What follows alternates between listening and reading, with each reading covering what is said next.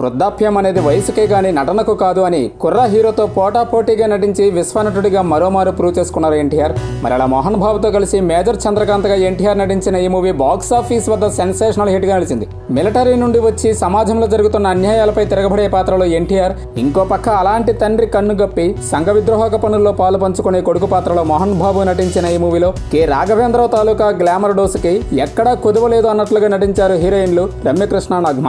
అలాగే ప్రముఖ పాత్రలో ఊర్వశి శారద గారు, విలన్ గా అమరీష్ పూరి చాలా చక్కగా తమ నటనతో ఆకట్టుకున్నారు. ఇలా ఈ మూవీ బాక్స్ ఆఫీస్ వద్ద ఘన విజయాన్ని నమోదు చేసి 78 కేంద్రాల్లో 50 రోజులు, 42 కేంద్రాల్లో 100 డేస్ ఆడడం జరిగింది. ఎంఎం కీరవాణి అందించిన పాటలు బ్లాక్ బస్టర్ గా నిలిచిపోయాయి. పుణ్యభూమి నా దేశం సాంగ్ సినిమాకు ఆయువు పట్టు అని చెప్పొచ్చు. నీకు కావాల్సింది సాంగ్ అయితే యూత్ కి కావాల్సింది ఇది అన్నట్లుగా ఉంటుంది. 1993 ఏప్రిల్ 23న రిలీజ్ అయిన ఈ మూవీ బాక్స్ ఆఫీస్ వద్ద బ్లాక్ బస్టర్ గా నిలిచింది. అలాంటి ఈ మూవీకి పోటీగా వచ్చిన సినిమాలు వాటి ఫలితాలు ఏంటో చూద్దాం. మేజర్ చంద్రకాంత్ సినిమాకి 2 వారాల ముందుగా రెండిళ్ల పూజారి మూవీ రిలీజ్ అవ్వడం జరిగింది. సుమన్ హీరోగా నటించిన ఈ movie full length comedy entertainer గా నిలిచి బాక్స్ ఆఫీస్ వద్ద సూపర్ హిట్ గా నిలిచింది.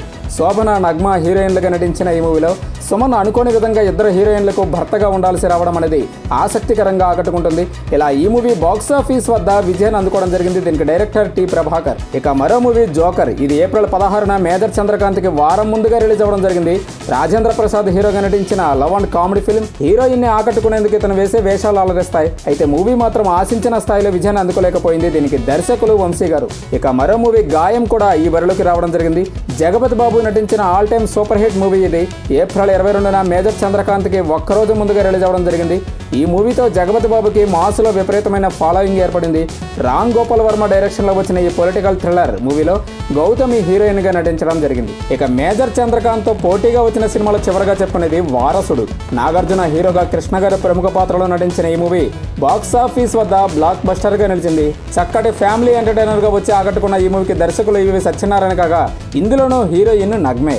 ఇలా మొత్తంగా ఈ కాంపిటీషన్లో 3 ఘన విజయాలు అందుకున్న సినిమాల్లో 3 నగ్మనే హీరోయిన్ కావడం విశేషం.